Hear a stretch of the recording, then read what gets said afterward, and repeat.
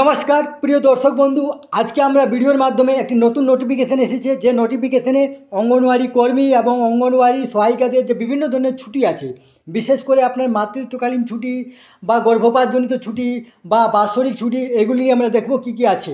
তার আগে আপনারা অবশ্যই আমার চ্যানেলটি সাবস্ক্রাইব করবেন এবং সবার আগে ভিডিও নোটিফিকেশান পাওয়ার জন্য সামনের যে বেল আইকন আছে সেখানে প্রেস করে নোটিফিকেশান অল করে রাখবেন এবং ভিডিওর সাথে লাইক কমেন্ট শেয়ার করবেন। দেখুন যে নতুন যে নোটিফিকেশানটা, সেই নোটিফিকেশানটাতে কী কী আছে দেখুন। এখানে অঙ্গনওয়াড়ি ওয়ার্কার, এখানে অঙ্গনওয়াড়ি হেল্পার, আপনার বিভিন্ন ধরনের যে promotion, retirement date, education qualification, এইগুলি আছে। তার মাঝেই দেখুন একটি আছে লিভ, মানে ছুটি।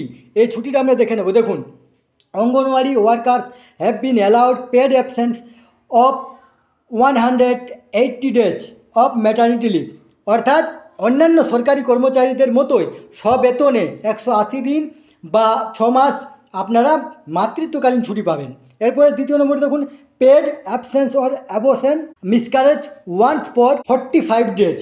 অর্থাৎ যে আপনার গর্ভপাতজনিত যে আপনার যে ছুটি, যেটা আপনার একবার পাবেন, সেটা আপনি 45 দিন বা 1.5 মাস পাবেন।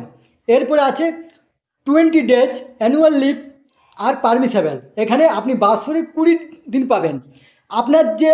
আপনার যে সরকারি ছুটিগুলো আছে, সেই ছুটিগুলো তো আছে, তার ছাড়াও আপনি 20 দিন ছুটি পাবেন, যেটা বাৎসরিক, সেটা কিন্তু আপনাকে পারমিসেবল।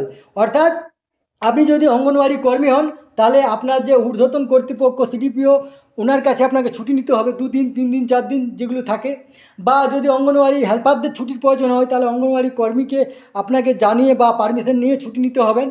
তাহলে এই যে 3 ধরনের ছুটি, যেগুলি সরকারি কর্মচারীর মতোই আপনারা যে ম্যাটারনিটি লিভ পাচ্ছেন এবং আপনার যে গর্ভপাতজনিত ছুটি পাচ্ছেন, এবং যেমন আপনার সরকারি কর্মচারীরা সিএল পান আপনার 14 দিন, সেরকম আপনারা বাৎসরিক 20 দিন ছুটি পাচ্ছেন। এই তথ্যটি আপনাদের সাথে শেয়ার করলাম। সুস্থ থাকবেন, ভালো থাকবেন, ধন্যবাদ।